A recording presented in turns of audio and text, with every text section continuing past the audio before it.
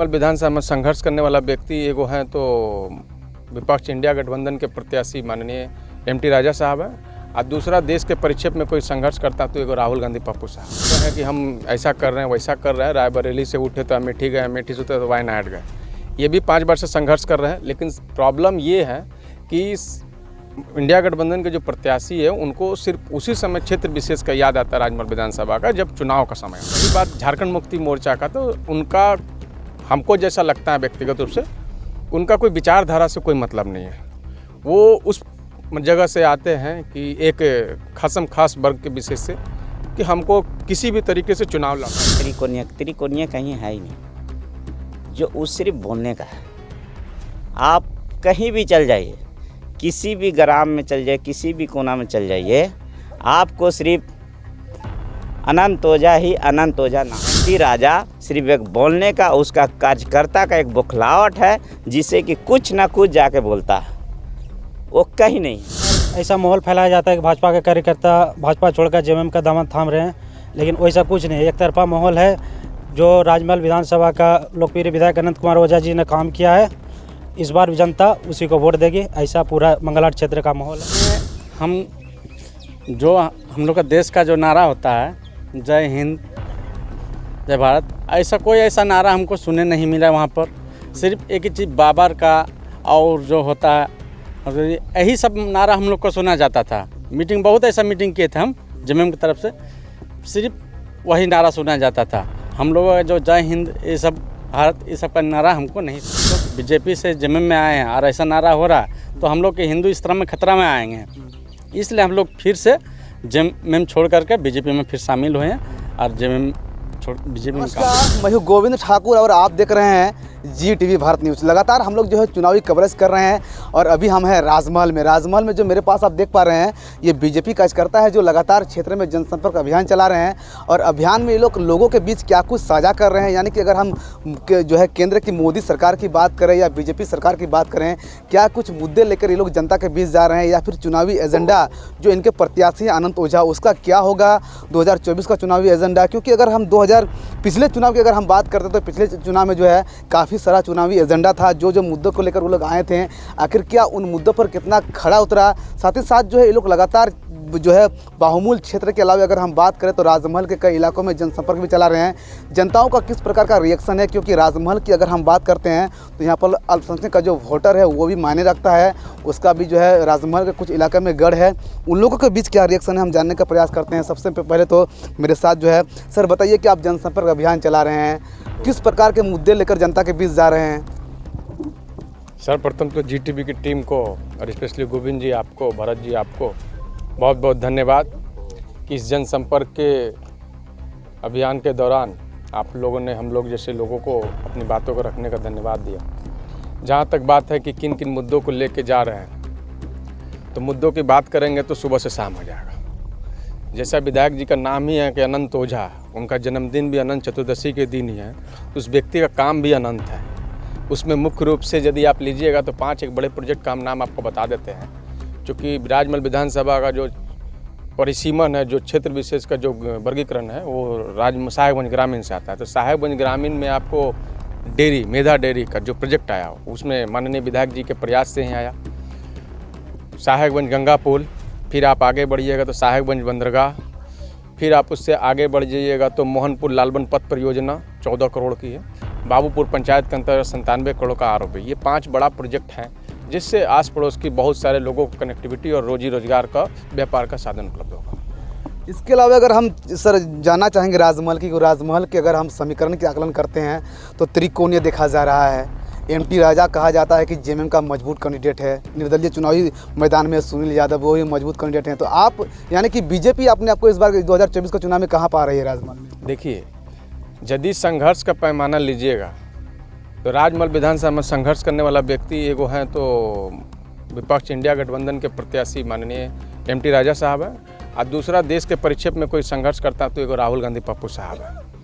ठीक है, वो भी शुरू से बोल रहे हैं कि हम ऐसा कर रहे हैं वैसा कर रहे हैं। रायबरेली से उठे तो अमेठी गए, अमेठी से उठे तो वायनाड गए।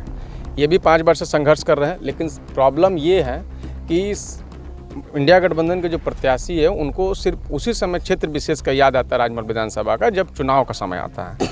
और रही बात झारखंड मुक्ति मोर्चा का, तो उनका हमको जैसा लगता है व्यक्तिगत रूप से, उनका कोई विचारधारा से कोई मतलब नहीं है। वो उस जगह से आते हैं कि एक खसम खास वर्ग के विशेष से कि हमको किसी भी तरीके से चुनाव लड़ना है।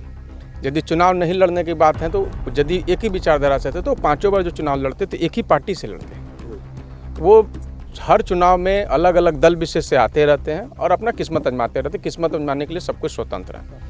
रही बात सामाजिक संरचना की, जनसंख्या की, तो देखिए चुनाव में मुद्दे बहुत सारे होते हैं। सामाजिक संरचना में जाति धर्म का बात आता है, लेकिन जात और धर्म का बात सिर्फ और सिर्फ एक ही जगह करना चाहिए। वो कब करना चाहिए? व्यक्ति को शादी ब्याह में बात करना चाहिए। फॉर एग्जाम्पल, हम बाबू साहब हुए, राजपूत बिरादरी से, तो हम लोग में गोत्र हैं, उज्जैन है, काकन है, बिसेन है, करमुरार है, रघुवंशी है। तो हमारा जो गोत्र से जिस लड़की का हो उससे शादी नहीं हो सकता है। आप ठाकुर जी हैं तो आपका भी जो गोत्र होगा उससे शादी नहीं हो सकता है।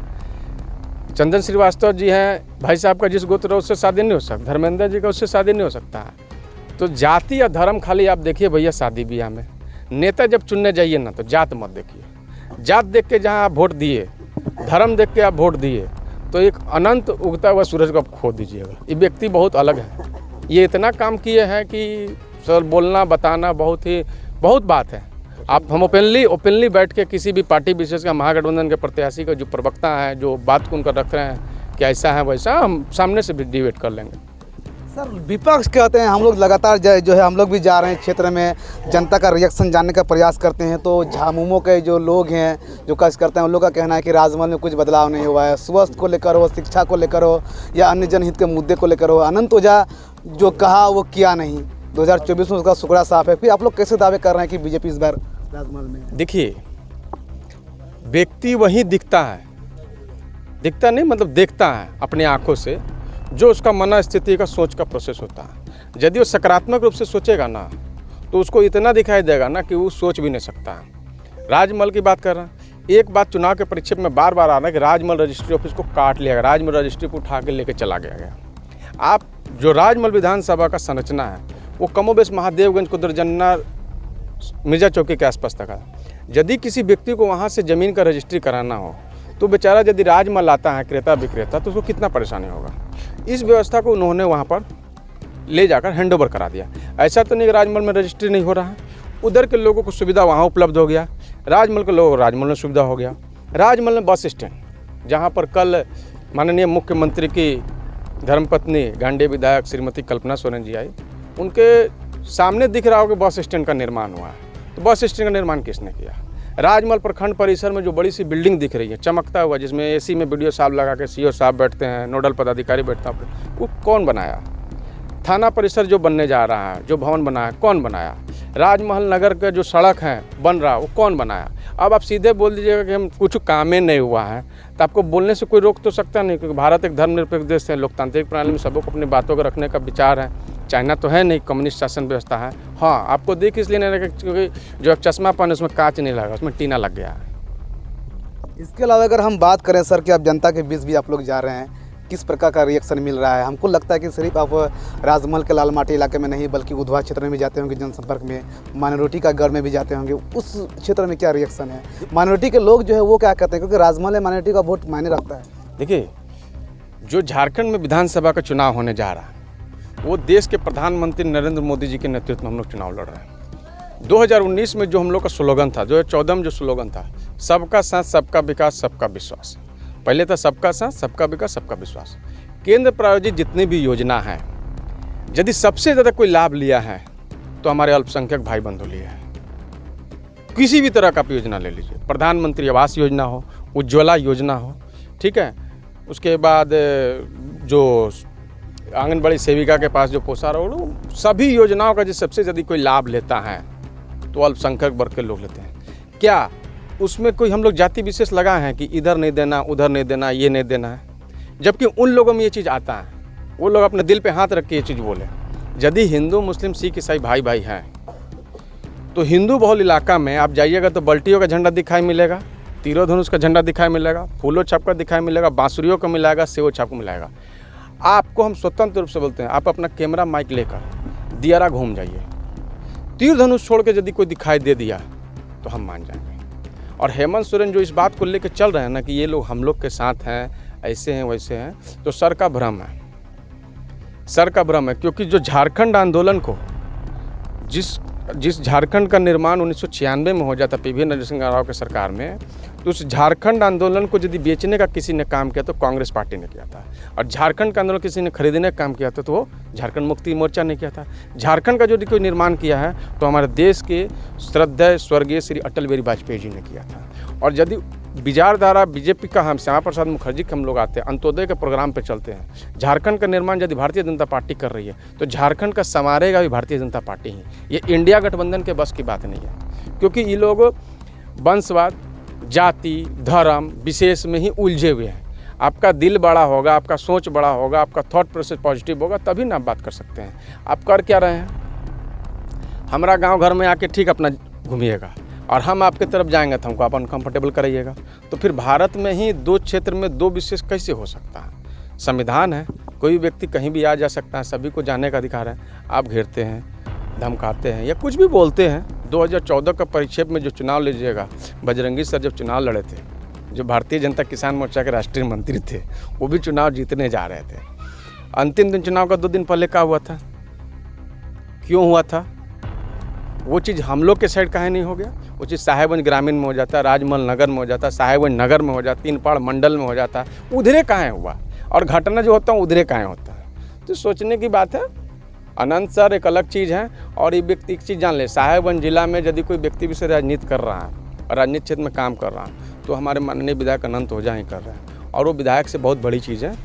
जो सोचेगा, जो समझता है, जो जानता है, उसी को समझ में आएगा। और जो नहीं जानता है, नहीं सोचता है, जिसका संस्कार में नहीं, जिसका शिष्टाचार में नहीं, तो उसको आप और हम गोविंद जी ला भी नहीं सकते हैं। सब कुछ स्वतंत्र है। चलिए, आपके अलावा सर हम और भी जो यहाँ पर आपके साथ हैं उनसे भी जानने के प्रयास करेंगे। जो मेरे साथ जो है बीजेपी युवा मोर्चा के जिला अध्यक्ष भी। सर बताइए, आप लोग जनसंपर्क अभियान चला रहे हैं, किस प्रकार का रिएक्शन है राजमहल में? क्योंकि राजमहल का समीकरण इस बार जो त्रिकोणीय लग रहा है। बहुत बहुत धन्यवाद गोविंद जी। GTV भारत को सबसे पहले बहुत बहुत धन्यवाद बोलते हैं, कहने के लिए कहते हैं कि आपने हमको बोलने का मौका दिया। अभी हमारे साथ सहयोगी मित्र अमरेंद्र कुमार सिंह जी ने लगभग सारी बातों का आपके बीच रखा है। आप बोलते हैं त्रिकोणीय, त्रिकोणीय कहीं है ही नहीं, जो उस सिर्फ बोलने का है। आप कहीं भी चल जाइए, किसी भी ग्राम में चल जाइए, किसी भी कोना में चल जाइए, आपको सिर्फ अनंत ओझा ही अनंत ओझा नाम है। ये देखने को आपको उधवा से लेकर आपका राधा नगर के बीच जो कल का कार्यक्रम हुआ, इसमें एक देखने का एक रिएक्शन ही मिला। इसमें साफ झलक रहा है कि कहीं नहीं है MT राजा, सिर्फ एक बोलने का, उसका कार्यकर्ता का एक बौखलाहट है जिसे कि कुछ ना कुछ जाके बोलता है, वो कहीं नहीं है। सर राजमहल में समीकरण बदल रहा है, क्योंकि अगर हम पिछले कुछ दिनों के आकलन करते हैं तो बीजेपी छोड़ काफ़ी लोग जो है वो झारखंड मुक्ति मोर्चा में शामिल हुए हैं। और उसमें से अगर हम कल की कार्यक्रम आप जो बता रहे हैं तो वहाँ पर जो है आपके जो हेमंत बिस्वा शर्मा जी का कार्यक्रम था, वहाँ भी एक भी अल्पसंख्यक नहीं था। ना कि अगर हम कल्पना सोरेन के कार्यक्रम की बात करते हैं तो वहाँ पर हिंदू आबादी भारी संख्या में थी। क्या कहेंगे आप इसको? देखिए, वो हिंदू आवासी जो गए थे वो सिर्फ प्रलोभन देकर, कुछ लालच देकर लेके गए। ये ऐसा पिछले भी चुनाव में हुआ था और अब भी हो रहा है। वो लालच से कोई बरगलाने वाला नहीं है। आपको ये साफ नज़र आएगा जब 20 तारीख का आपका वोटिंग होगा तो उसमें साफ पता चल जाएगा कि कौन क्या है। मजबूत कैंडिडेट है सर MT राजा, इतना हल्का मत लीजिए। नहीं, अगर मजबूत कैंडिडेट रहता तो 4 बार अपने आप को हारने का जगह नहीं देखता। मजबूत कैंडिडेट किस जगह से हो गया? ये मजबूत कैंडिडेट अगर मानिएगा, ये है अनंत कुमार ओझा जी, जो कि हमेशा जीते हैं और जीतेंगे। और इस बार भी 2024 में राजमहल विधानसभा से कमल खिलेगा और खिलकर जनता का सेवा करेगा। सर लोगों का आरोप है, कल्पना सोरेन मैडम जो कल आई थी यहाँ पर, उनका कहना था कि अनंत ओझा तो कुछ किया ही नहीं है। इस बार उनका दावा है कि राजमहल में बीजेपी टूटेगा और तीर धनुष जो है इस बार यहाँ अपना जो है परचम लहराएगा। कल्पना सोरेन जी को ठीक तरह से उसको देख लेना चाहिए। यह तो नहीं है हम लोग के पास पर्ची है, मेरे पास बहुत से ऐसा योजना है जो कि अभी भी छूटा हुआ है, लेकिन इस पर्ची में अभी भी 112 योजना लिखा हुआ है। उससे ज़रूरत है कल्पना सोरेन जी को पढ़ने का। दिखता है अगर हम जानबूझ के अगर बोले कि हमको दिखाई ही नहीं देता है तो उसको क्या बोलेंगे। वो सिर्फ उसका अपना सोच है। विकास, अगर एक विकास की अगर बात किया जाए, अगर लकीर कोई खींचा है वो एक ही है, वो अनंत कुमार ओझा। राजमहल विधानसभा अंधेरी में जाना जाता था। आज 2014 से पहले हमारे समाज में, हमारे राजमहल विधानसभा में बिजली को देखने के लिए पब्लिक को आँख तक टकाना पड़ता था। 1 घंटा कैसे मिलेगा, नहीं मिलेगा। लेकिन अभी जो हमारे बगल में, जो मंगल हाट की बगल में जो एक ग्रिड है, वो ग्रिड बैठाने का काम किया माननीय विधायक श्री अनंत कुमार ओझा जी। सर, आप कहते हैं कि हमारे जो मोदी सरकार के जो योजनाएं हैं वो राजमहल के जो अल्पसंख्यक समाज के लोग हैं वो लोग बेहतर तरीके से लाभ लिया है। तो फिर सर, आपका कल का जो हिमंता बिस्वा शर्मा का कार्यक्रम था, वहाँ पर एक भी अल्पसंख्यक समुदाय के लोग नहीं दिखे हैं, क्यों? इससे साफ झलकता है, उसके सोच निर्भर करता है। उसका सोच ही वैसा है। वो एक मोनोपोली बना लिया है कि चाहे जो भी हो जाए मेरा ही कौम रहना चाहिए, मेरा ही बात रहना चाहिए। चाहे मोदी के सारा योजना का लाभ लेंगे लेकिन मोदी को हम वोट नहीं देंगे। उसका वो अपना सोच है, उसको सोच ठीक करना चाहिए। चलिए, मेरे साथ और भी हम लोग इनसे भी जानेंगे। सर, आप बताइए, आप सनातनी को लेकर हमेशा आवाज़ उठाते रहते हैं। राजमहल की अगर हम चर्चा करते हैं तो राजमहल में खास करके बांग्लादेशी घुसपैठ, कल हिमंता बिस्वा शर्मा जी कह रहे थे यहाँ पर हिंदू आबादी खतरे में है। किस प्रकार से देख रहे हैं 2024 का चुनाव का समीकरण आप? जी, सबसे पहले मैं आपके GTV भारत को बहुत बहुत धन्यवाद देता हूँ कि आपने हम सभी को बोलने का मौका दिया। और जहाँ तक है कि राजमहल की बात है तो हमारे हिंदू भाई एक तरफा होकर भाजपा को वोट दे रहे हैं। इसमें कोई गिला शिकवा नहीं है, सब एक तरफा होकर भाजपा को वोट दे रहे हैं। अल्पसंख्यक समुदाय का जो वोटर है उन क्षेत्रों में बीजेपी का क्या स्टैंड है? क्या बीजेपी इस बार उन क्षेत्रों से खत्म हो जाएगा या फिर बीजेपी पुनः लीड करेगा? नहीं, आपने कल हिमंता बिस्वा शर्मा जी का जो देखे प्रोग्राम, उसमें आप देख लिए कि जो प्रचंड भीड़ थी उससे साफ नज़र आ रहा है कि इस बार फिर राजमहल विधानसभा में भाजपा की सरकार बन रही है। ये प्रचंड भीड़ दिखाती है। और जहाँ तक कि अल्पसंख्यक के लोगों की बात है, उन लोगों का भी भीड़ कल वहाँ पहुँचा था। आप देखे होंगे कि टोपी लगाकर ढेर सारे लोग रोड में खड़े थे श्री हिमंता बिस्वा शर्मा जी की बातें सुनने को। उनको भी एहसास हो गया। हिमंता बिस्वा शर्मा जी ने कहा है कि हमारे जो लोकल मुस्लिम हैं उनको हमसे कोई प्रॉब्लम नहीं है, जो बांग्लादेश घुसपैठ है उन पर हम लोग कार्रवाई करेंगे, उनको भगाएंगे।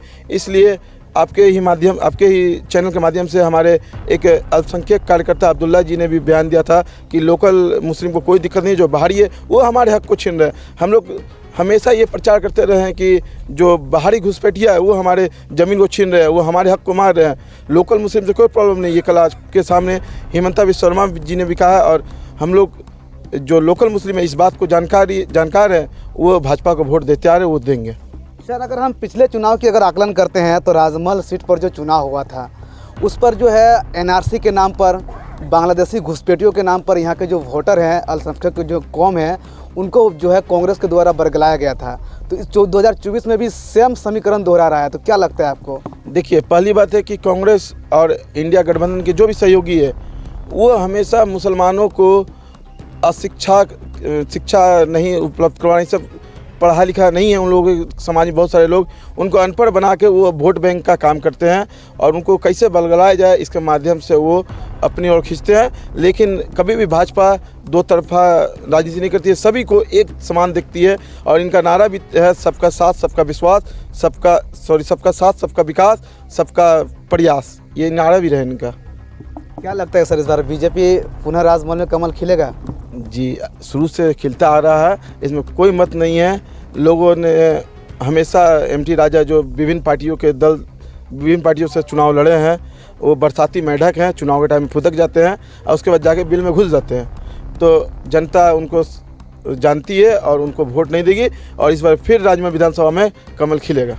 मेरे साथ और भी है सर, हम जानने के प्रयास करेंगे। सर, आप बताइए, आप ग्रामीण क्षेत्र के कार्यकर्ता हैं, किस प्रकार का इफेक्ट है? क्योंकि अब जो है मंगल हाट के हैं, मंगल हाट की समीकरण की अगर हम चर्चा करते हैं तो विगत कुछ दिनों की बात करते हैं हम, तो यहाँ पर जो है जितने भी जो ग्रामीण क्षेत्र के लोग थे या बीजेपी कार्यकर्ता थे वो JMM की ओर रुख किया है।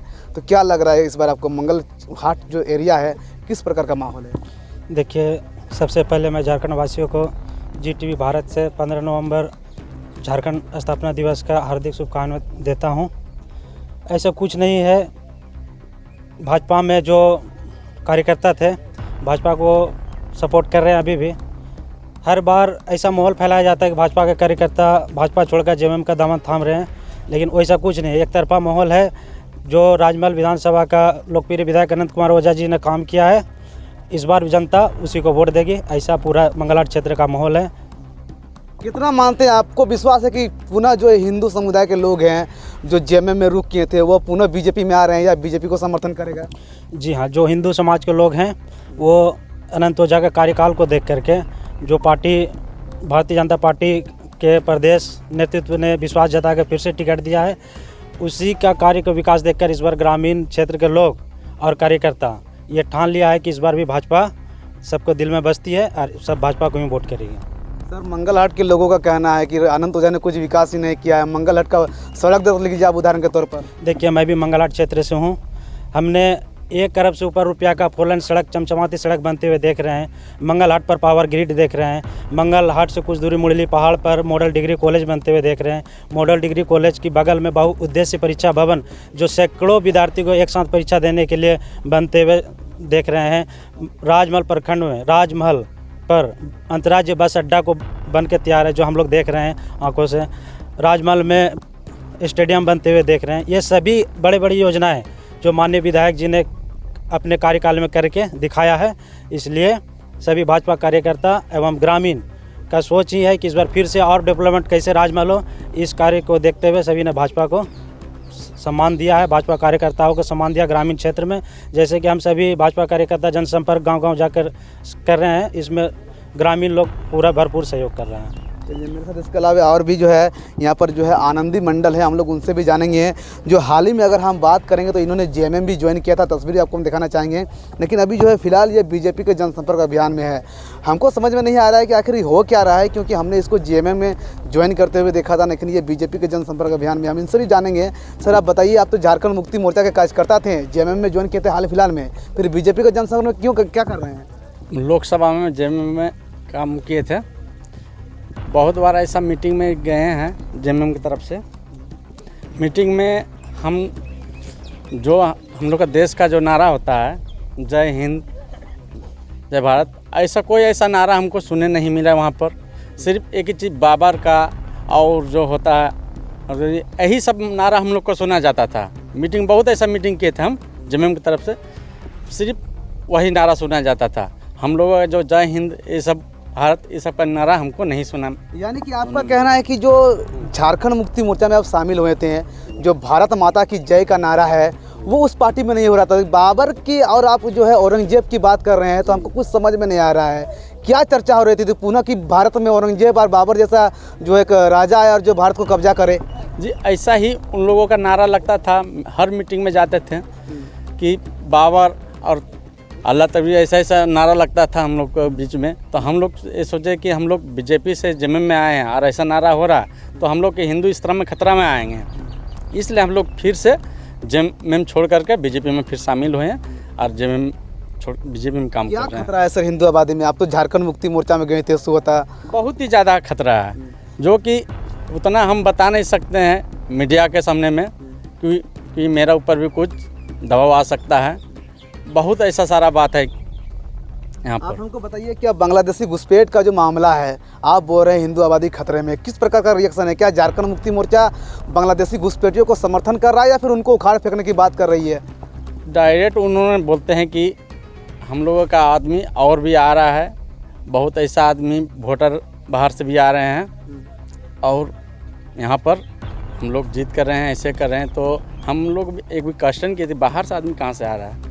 तो बोला कि अच्छा ये सब बात में ध्यान मत दीजिए, ठीक है, ये सब बात गुप्त रहना चाहिए, ये सब बात को यहीं पर समाप्त करते हैं। और बांग्लादेश की जो घुसपैठिया की बात है, ऐसा बहुत ऐसा हम लोग के बीच में आया था घुसपैठिया, जो बातचीत करते थे, ऐसा ही चल रहा था सब। एमपी राजा सर मजबूत कैंडिडेट हैं, आप उनको छोड़ करके अनंत ओझा के टीम में आ गए हैं।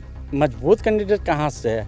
मजबूत कैंडिडेट था, लेकिन कि यहाँ पर देखें हम लोग की बहुत ही ज़्यादा घुसपैठिया वाला बात होता था और हम लोग का हिंदू खतरे में आ रहा था। इसलिए हम लोग हिंदू होने के नाते हम लोग एकता जताएं और हम लोग बीजेपी में शामिल हो। हुए हैं। चलिए मेरे साथ और भी है, हम बातचीत करने का प्रयास करें, क्योंकि ये जो है आनंदी मंडल थे जो हाल ही में जो जेएमएम ज्वाइन किए थे, लेकिन ये बीजेपी का जनसंपर्क में दिख रहे हैं। जिस पर इन्होंने बताया कि राजमहल में जो है हिंदू आबादी खतरे में, जो जय श्री राम के नारे हैं, जो भारत माता के नारे में, वो झारखंड मुक्ति मोर्चा में नहीं लग रहे हैं। सर आप तो लीडर हम लोग अदना सा कार्यकर्ता है, पार्टी के सेवा में लग रहा है। देखिए गोविंद जी, कैमरा और माइक पे बहुत बात नहीं बोला जाता है, लेकिन फिर भी यदि आप बात इस सब बार बार ला रहे हैं सर जेएमएम में जो शामिल हुए थे उनका कहना है, उनका दावा है कि इस प्रकार के जो है उस पार्टी में हो रहा है, कहीं ना कहीं सनातनी या अगर हिंदू आबादी खतरे में है। आपके सामने उन्होंने साझा किया मेरा चैनल पर। सुनिए, एक चीज़ बताते हैं, आप इस चीज़ को मानते हैं ना कि भारत एक लोकतांत्रिक देश है?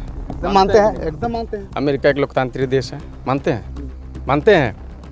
अमेरिका एक लोकतांत्रिक देश है, मानते हैं? तो भारत जो एक लोकतांत्रिक देश है, तो लोकतांत्रिक देश में सबसे जो पवित्र कुछ संस्था है तो वो है हमारा लोकसभा, वो हमारा राज्यसभा, जहाँ से देश का कानून बनता है, जहाँ से नीति निर्धारित होती है, सब कुछ मतलब जो कानून बना वो पूरे भारत देश पे बनेगा। 370 लगने के कारण 2019 से पहले वहाँ पे लागू नहीं होता था। कहाँ पे? कश्मीर में।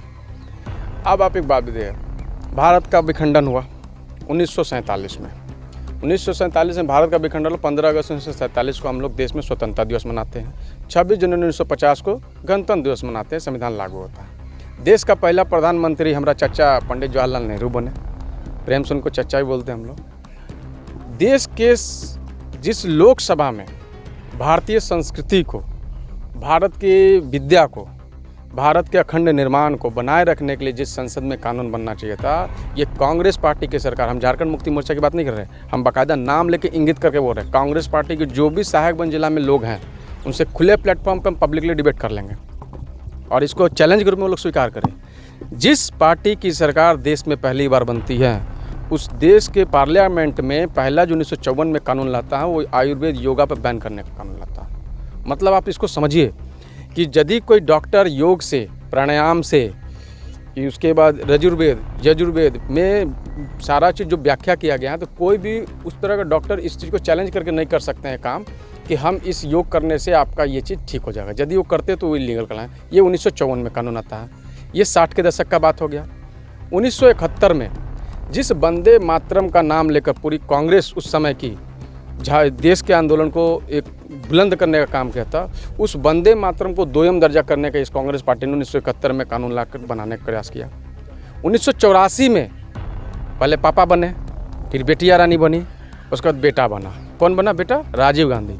1984 में जब हमारे पूर्वजों ने देश में पहली बार 400 पार मैंडेट जो दिया, तो जिस पार्लियामेंट में बार बार बोल रहे हैं, जिस पार्लियामेंट में कानून भारत के संरक्षण के लिए बनना चाहिए था, उसी पार्लियामेंट में 1986 में ये कांग्रेस की सरकार ने घुसपैठियों को, बांग्लादेश की जो घुसपैठ असम में बसे थे, उनको एक अलग से कानून बना के सिटीजन अमेंडमेंट एक्ट में सेक्शन CA लाता है, जिसका क्या होता है कि पूरा भारत देश के जो नागरिकता जिसको मिलेगा 1947 से मिलेगा, लेकिन असम में जो घुसा है उसको 1971 से मिलेगा, उससे उसका मानसिकता मिलता है। मुगल आक्रांताओं के द्वारा जितने भी मठ मंदिर है हम लोग का जो भी आक्रमण किया गया था, तो हम लोग को कम से कम इतना लीगली राइट होना चाहिए था ना कि भाई हम लोग कोर्ट में जाकर अपील कर सकें। 1991 में एक कानून लाती है कांग्रेस पार्टी की सरकार, नरसिम्हा राव उस समय प्रधानमंत्री थे, हम लोग को उस पर बैन कर दिया गया।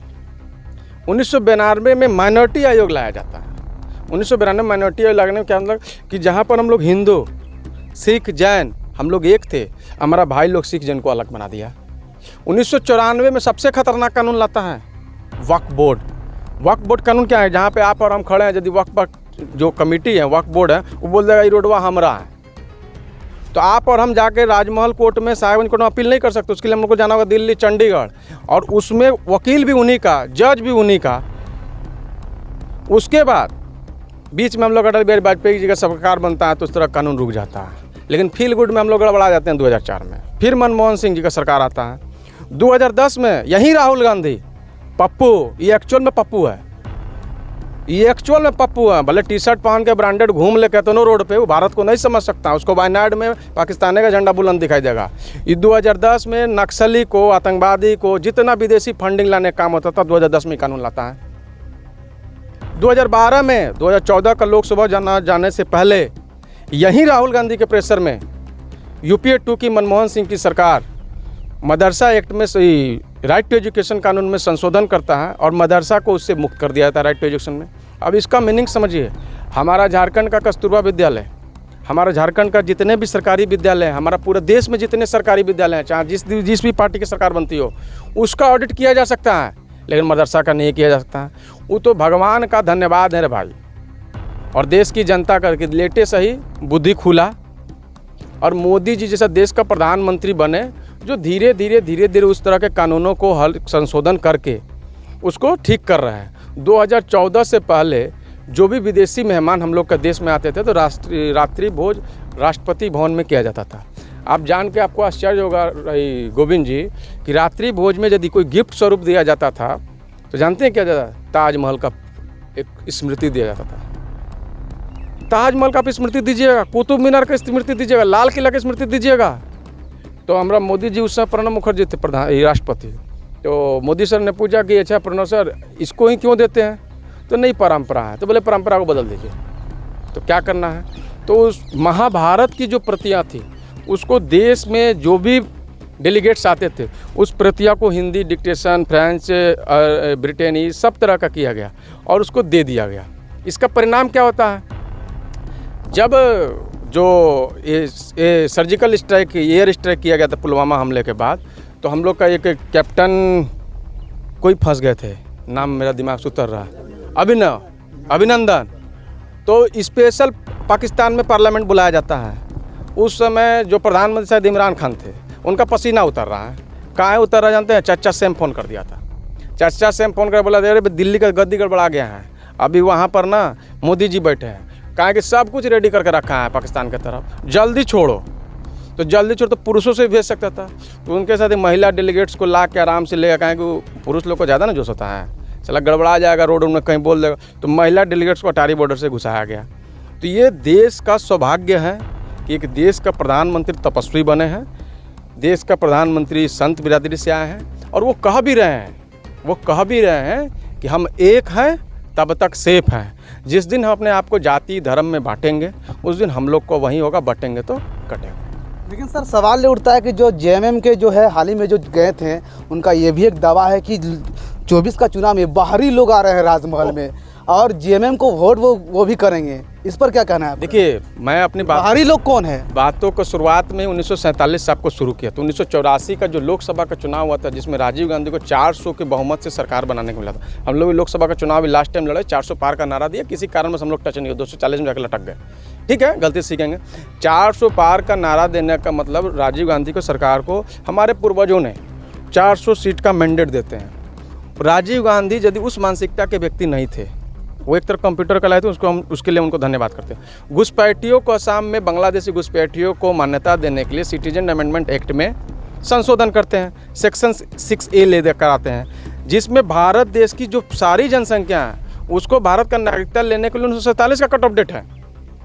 और बांग्लादेश घुसपैठियों जो असम में बसा है उसको 1971 का दे दिया, माने बाकी के लिए 47 और आपके लिए 71। तो उसी मानसिकता का ना पार्टी कांग्रेस जेएमएम के साथ गठबंधन करके चल रही है।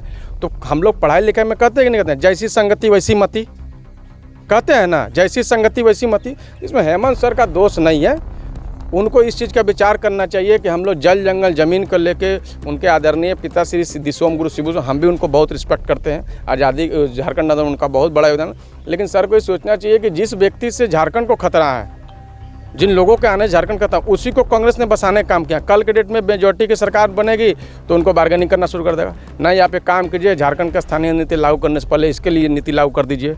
तो उस समय क्या कीजिएगा, क्योंकि झारखंड में स्थिर सरकार जल्दी मिली नहीं है। एक रघुवर सर की सरकार मिली थी, अभी हेमंत सर की सरकार में जो 5 साल कंटिन्यू रहा। तो कहने का मतलब जैसी संगति वैसी मति। हेमंत सर को इसलिए सतर्क करना चाहिए। ये कांग्रेस पार्टी तथाकथित कांग्रेस पार्टी है, गांधी जो इसको टाइटल भी मिला है वो भी तथाकथित है। इसलिए कांग्रेस पार्टी के डेलीगेट्स जो भी मेरी बातों को सुन रहे हैं, हम उनको आमंत्रित करते हैं। जगह भी उनका रहेगा, समय भी उनका रहेगा, स्थान भी उनका रहेगा, लोग भी उनके रहेंगे, हम अकेले बैठेंगे। कि आप बताइए कि हम कांग्रेस पार्टी को क्यों वोट करें, कांग्रेस पार्टी जिससे गठबंधन करती है क्यों वोट करें।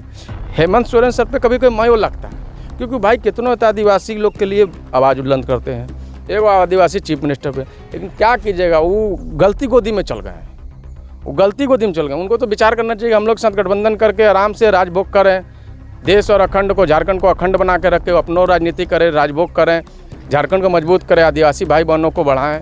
लेकिन नहीं हो सकता क्योंकि उनका मतिया मार लिया है सब। चलिए, बहुत बहुत धन्यवाद सर कि जो मेरे साथ तो यहाँ पर थे, जो बीजेपी के कार्यकर्ता लोग थे, वो लोग जनसंपर्क अभियान लगातार चला रहे हैं और लोगों के बीच जो अपने सरकार की उपलब्धि है वो बताने का काम भी कर रहे हैं। लेकिन ये देखने वाली बात होती है कि आखिर जो है बीजेपी का समीकरण या जो है राजमहल का समीकरण इस बार किस ओर करवट लेता है और यहाँ से कौन विधायक चुन के वो विधानसभा के पटल तक जाते हैं। Govind Thakur, ZTV Bharat news, Sahib.